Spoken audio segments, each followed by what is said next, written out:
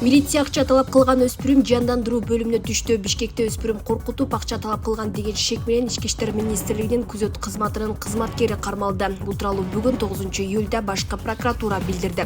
Маалыматка ылайык 6-июлда шектүү электрондук тамеки чегип отурган баланы административдик жоопкерчиликке тартам деген шылтоо менен акчасын банкоматтан чыгартып алган. Жашы жете элек бала окуя болгон жерден эсин жоготуп ооруканага жеткирилген жана геморрагиялык инсульт диагнозу менен оор абалда жандандыруу бөлүмүнө жаткырылган. Ал эми милиция кызматкери оор абалда жаткан өспүрүмдү окуя болгон жерге калтырып качып кеткен. Бул факты боюнча кылмышы жаза кодексинин 337-беренеси кызматтык абалынан кыянаттык менен пайдалануу жана 144-беренесинин коркунучта калтыруу негизинде кылмыш иши козголуп, тергөө үчүн Бишкек шаарынын Октябрь райондук ички иштер бөлүмүнө тапшырылган. Башкы прокуратура шектүү делген милиция кызматкери кармалып, убактылуу кармоочу жайга киргизилгенин кошумчалады.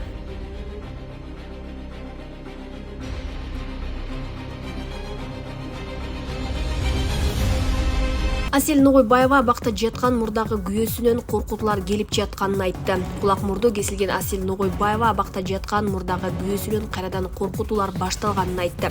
Жумшак формадагы коркутуулар 8-июлда түндө башталды дейт Ногойбаева. СМС билдирүүлөрдү түндө жөнөтүп баштады. Телефонда чалып жумшак түрдө коркутту. Абактан качып чыгып кетүү оңой дейт. Мындай билдирүүлөрү бүгүн 9-июлда да таң атпай кайра келип баштады, дейт Асель Ногойбаева. Ал эми жабырлануучунун жактоочусу Индира Саутова бул боюнча атайын прокуратурага кайрылганын билдирди. Атайын прокуратура кызматына кайрылдык. Номер 3-түзөтүү абагында жаткан Азамат Исебесовдун жазгандарын, аудио билдирүүлөрүн биз коркутуу катары кабыл алып жатабыз. Биз мыйзамдардын аткарылышын талап кылабыз. Сотулгондордун телефонго жетүүгө такыр мүмкүнчүлүгү болбошу керек, дейт Саутова.